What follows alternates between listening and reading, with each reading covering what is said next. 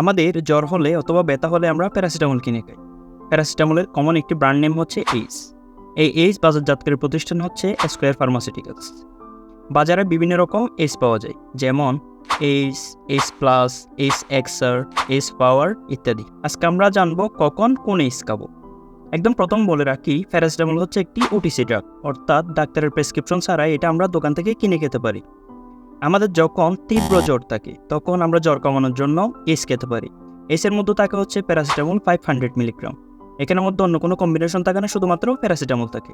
আমাদের প্রয়োজন অনুযায়ী সর্বোচ্চ একদিনে একজন প্রাপ্তবয়স্ক মানুষ 6 থেকে 8টি পর্যন্ত এইস খেতে পারে। এরপর আসে হচ্ছে এইস প্লাস। এইস প্লাসের মধ্যে থাকে প্যারাসিটামল 500 মিলিগ্রাম, সাথে থাকে হচ্ছে 65 মিলিগ্রাম ক্যাফেইন।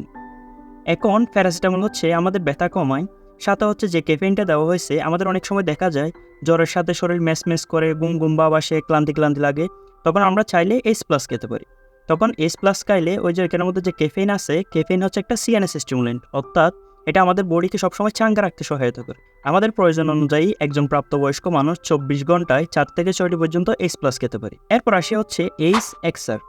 এইস এক্সার একটি সাস্টেইন রিলিজ ডোজেস ফর্ম, অর্থাৎ এটি আমাদের দীর্ঘ সময় ধরে আমাদের রক্তের মধ্যে কাজ করতে পারে। এইস এক্সার এর মধ্যে থাকে প্যারাসিটামল 665 মিলিগ্রাম।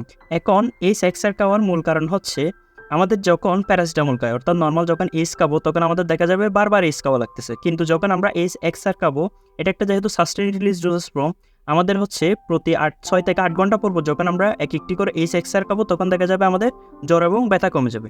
মূল কথা হচ্ছে এইস এক্সার ডোজেস ফর্মটি ফর্মুলেশন করার মূল কারণ হচ্ছে আমাদের ডোজ ফ্রিকোয়েন্সি কমানো। এরপর আসি হচ্ছে এইস পাওয়ার। এইস পাওয়ারের মধ্যে থাকে প্যারাসিটামল 1000 মিলিগ্রাম। আমাদের যাদের বডি ওয়েট বেশি, ডাক্তার অনেক সময় দেখা যায় আমাদেরকে 2টি করে এইস খেতে বলে।